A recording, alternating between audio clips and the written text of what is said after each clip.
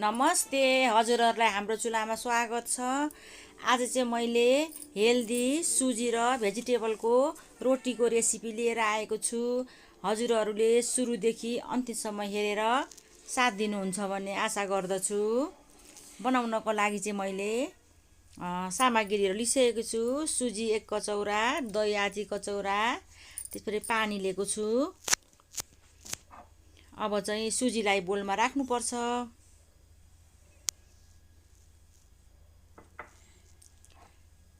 अब दहीलाई पनि त्यही मिसाउनु पर्छ। 1 बटुको सुजी छ भने आधी बटुको दही। अब मनतातो पानी राखेर मजाले फिट्नु पर्छ सुजी र दहीलाई। सुजी चाहिँ अब फुल्नुलाई टाइम लाग्छ, त्यस भएर मनतातो पानी नै राख्नु पर्छ, चिसो पानी भन्दा। घोल्दै पानी थप्दै घोल्नु पर्छ, मजाले फिट्नु पर्छ। यो चाहिँ हेल्दी खाजा हुन्छ, खाजाको रूपमा खान सकिन्छ। सुजी, दही, भेजिटेबलको रोटी। यतिको भएपछि घोल तयार भएको छैन, अझै छोपेर चाहिँ हामीले अब टाइम छ भनेदेखि आधी घण्टा राख्दा नि भयो, छैन भने चाहिँ 15 मिनेट हुन्छ। मैले भेजिटेबलहरु सबै काटेर मसिनो काटेर लिइसकेको छु। आफूहरुलाई कुन भेजिटेबल मन पर्छ हजुरहरुलाई त्यही अनुसार लिनु होला भेजिटेबल। मैले चाहिँ आधी घण्टा राखेको हो सुजीलाई छोपेर, त्यो राखेर मैले भेजिटेबलहरु काटे। अब चाहिँ नुन स्वाद अनुसार, जिरा धनियाको पाउडर 1 चम्चा, यो चाहिँ खाने सोडा हो, सानो चम्चाले आधी चम्चा जति छ। सोडा पनि राख्नु पर्छ, मजाले फुल्छ रोटी।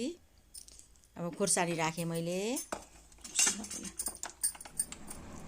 अब मजाले मुस्नु पर्छ, फेरि मिक्स गर्नु पर्छ। नुन, जिरा, सोडा सबैलाई मिक्स गर्नु पर्छ। मिक्स गरिसके मैले। अब यो चाहिँ जरेसिमी हो, काटेर राखेको मसिनो पारेर। त्यसपछि बन्दाकोपी हो, बन्दाकोपी सानो थोरै काटेर राखेको छु, मसिनो काटेर।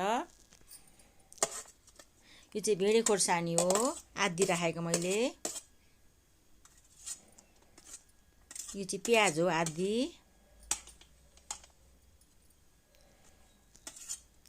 टमाटर हो 3 वटा। धनिया पत्ता मसिनो गरेर काटेको। मसिनो गरेर काटेको गाजर एउटा।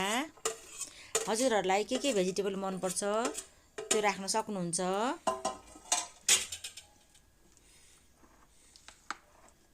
मजाले मिक्स गर्नुपर्छ, मिसाउनु पर्छ सबैलाई। सुजी, दहीलाई दहीसँग सबै मिसाएर मुस्नुपर्छ। अब पानी पुगेन भने चाहिँ धेरै पातलो पनि बनाउनु हुँदैन, थोरै राख्दै फेरि मुस्नुपर्छ मजाले। यसरी राख्यो भने चाहिँ अब केटाकेटीहरू सब्जी नै खानु मान्दैन, कोही पनि बच्चाहरू खानु मान्दैनन्। त्यसकारणले यसरी बनाएर खुवाउँदाखेरि चाहिँ बच्चाहरूलाई थाहा नै हुँदैन, अनि मिठो मानेर पनि खानुहुन्छ, भेजिटेबलहरू पनि खानुहुन्छ यसरी बनाउँदा चाहिँ। त्यसकारणले हजुरहरु पनि यसरी बनाएर खुवाउनु होला। अब तेल राख्दैछु म, सनफ्लावर तेल हो यो चाहिँ। तेल धेर लाग्दैन यसमा, थोरै राख्नुपर्छ। अब एक डाडु गर्दै म राख्दैछु। अब हजुरहरुलाई कत्रो मनपर्छ त्यही अनुसार, साह्रै पातलो पनि बनाउनु हुँदैन।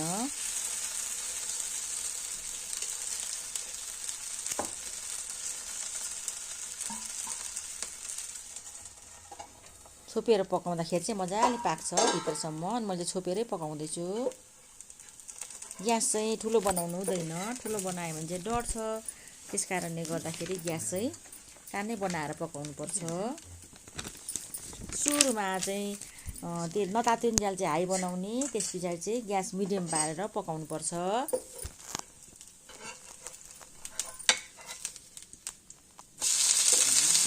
फेरि पल्टाउँदै पकाउनु पर्छ दुईपट्टि साइडमै।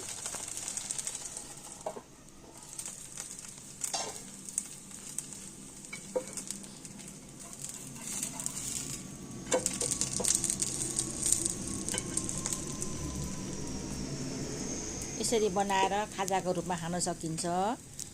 सुजीको रोटी कति पकाएर मात्रै खाने सुजी खानु, यसरी बनाएर हजुरहरू पनि खानुहोला।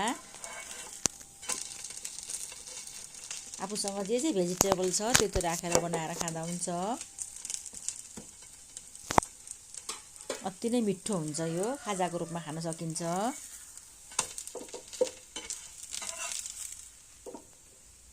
हेर्नुहोस् त पाकेर पनि रेडी भइसक्यो एउटा।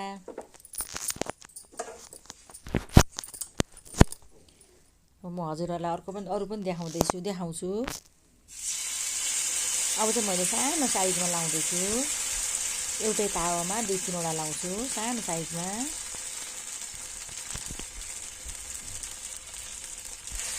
लगाएर बिस्तारै चलाउनुपर्छ डाडुले नै। आफूलाई अब कतिको साइज मनपर्छ त्यही अनुसार।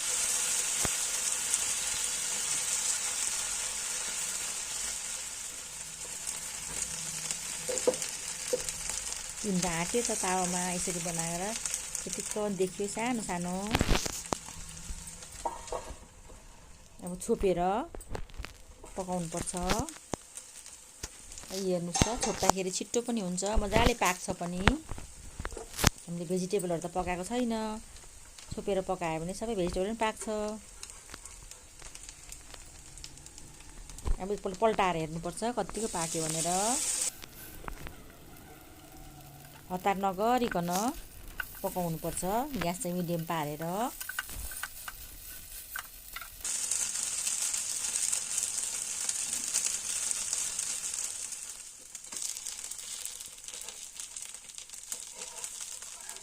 पल्टाउँदै पकाउनुपर्छ यो चाहिँ रोटी चाहिँ, हतार नगरिकन। ल हेर्नुहोस् त कस्तो राम्रो देखियो, पाक्यो पनि।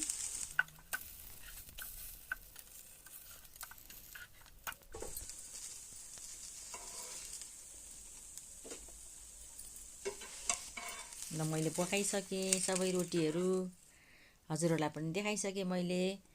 अब हजुरहरू पनि खाजाको रूपमा सुजी, दही, भेजिटेबलको रोटी बनाएर खानुहोला, बच्चाहरूलाई पनि खुवाउनुहोला। अब हजुरहरूलाई भिडियो कस्तो लाग्छ, भिडियो मन परेमा लाइक, कमेन्ट, सब्सक्राइब गरिदिनुहोला। साथीभाइहरूसँग सेयर गर्न पनि नभुल्नुहोला। हजुरहरूको दिन सुखमय बितोस्। धन्यवाद।